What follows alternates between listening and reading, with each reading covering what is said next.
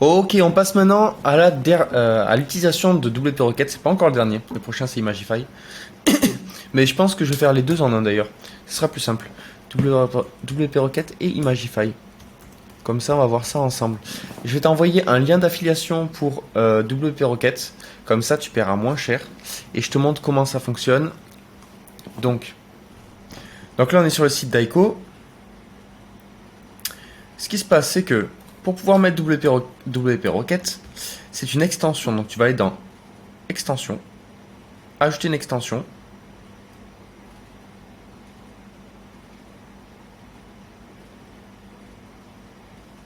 Ça met du temps. Téléverser une extension, choisir un fichier. Bon là du coup, je vais t'envoyer un fichier qui ressemble à ça, que tu pourras ajouter. Donc tu feras ouvrir et tu feras téléverser. Et après tu auras directement WP Rocket ici, dans tes extensions. C'est vraiment important que tu mettes WP Rocket en place parce que ça va accélérer considérablement la rapidité de ton site. Donc ici, tu vois, j'ai WP Rocket. Maintenant, je te montre comment le paramètre. Toc, toc, toc. Là. Dans Réglages, WP Rocket. Clique dessus. Donc, étape 1. Alors, tu vas prendre une petite licence. Tu la mettras en place. Tu vas aller dans Cache. Tu actives la mise en cache pour les appareils mobiles. Ça permet, en fait, que ce soit plus rapide pour ceux qui viennent avec un téléphone. Ça crée un fichier cache pour les mobiles tout simplement. Tu peux le faire aussi pour les utilisateurs WordPress qui sont connectés. Ça, je le mettrai en place quand j'aurai plus de ventes parce qu'en fait, sinon ça va surtout m'impacter moi. Je vais avoir l'impression que le site est rapide par exemple, alors qu'il n'est pas pour les autres, où il y a des choses qui vont être modifiées. Donc pour l'instant, je ne le mets pas en place. Mais ça, si tu peux, mets-le. Nettoyer le cache. Donc le cache toutes les 24 heures, c'est suffisant. T'oublies pas toujours d'enregistrer. Les fichiers, tu peux minimiser le CSS sans problème. Tu prends le premier, le deuxième. Ici, tu actives les ressources asynchrones. Le JavaScript, tu prends le premier, le deuxième. Et surtout, tu laisses le troisième et le quatrième comme ça. Parce qu'en activant cela, j'ai déjà eu des problèmes sur les produits notamment. Où en fait les images, elles n'arrivaient pas. Ou alors quand tu cliquais sur les images sous les images pour les produits... je vais te montrer. Quand tu actives ça, tu as une petite problématique sur les WooCommerce. Je te prends un produit, par exemple celui-là. Ah oui, mais celui-là, il n'y a pas d'autre. En fait, quand tu as une... J'ai pris le mauvais. Forcément. Quand tu as plusieurs produits, avec du coup d'autres photos en dessous. Bon, prenons celui-là. C'est une balle, il y en a deux. Il y a rouge et bleu. Orange et bleu.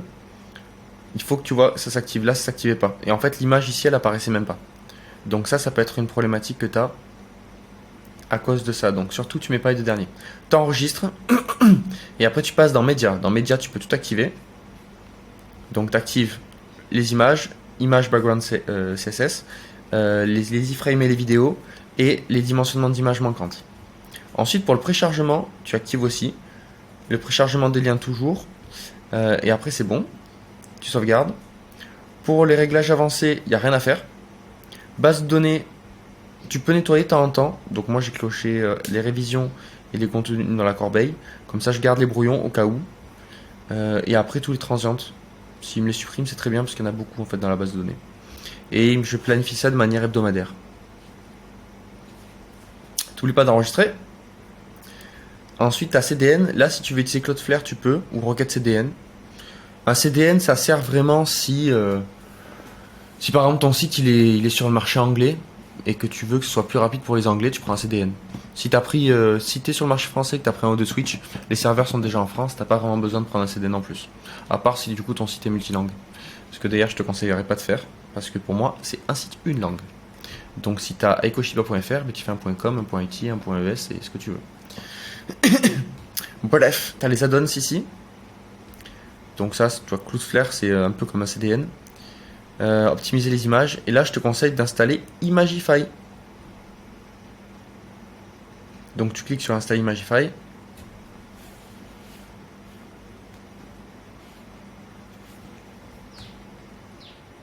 Ok, tu arrives du coup là-dessus. Tu crées un compte, tu saisis ta clé API, tu configures. Donc, tu fais vraiment étape par étape. Parce qu'il faut que tu aies une clé API. Ça coûte 10 balles, il me semble, moi. Et J'ai dû contacter le SAV pour avoir les informations. Quand tu payes 10 balles sur le mois et que tu fais toutes tes images pour tous les sites que tu veux, quand tu arrêtes de payer, tout reste optimisé en WebP. Et en fait, les images sont faites en plusieurs dimensions. Par exemple, tu as 1200 pixels, 800 pixels, 600 pixels et 300 pixels. Et en fait, ton site va adapter l'image en fonction de l'écran qu'il va avoir en face. S'il a un très gros PC, ben, il va mettre la plus grosse image, 1200 pixels. S'il a un PC classique comme nous on a, 600 pixels et que c'est bien visible, ben, il va utiliser la 600 pixels. Donc ça reste super intéressant et tu vas gagner beaucoup de temps en chargement et surtout en poids pour ton serveur. En temps de chargement pour l'utilisateur essentiellement.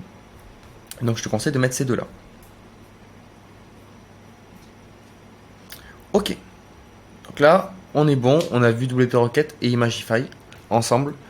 Imagify, il n'y a pas beaucoup de réglages à faire, donc je t'en fais pas une vidéo. Je te fais pas une vidéo dessus. Juste vraiment, suis les étapes. Inscris-toi, récupère ta clé API, tu vas au réglage pour configurer rapidement et t'optimises le tout. Tout simplement. Et tu verras, c'est très très simple d'utilisation. Allez, on se retrouve dans le prochain module du coup pour suivre les résultats SEO, suivre ton avancement avec utiliser Ahref. Donc là vraiment pour avoir un suivi SEO et le paramétrage Google Analytics et Google Search Console. À de suite.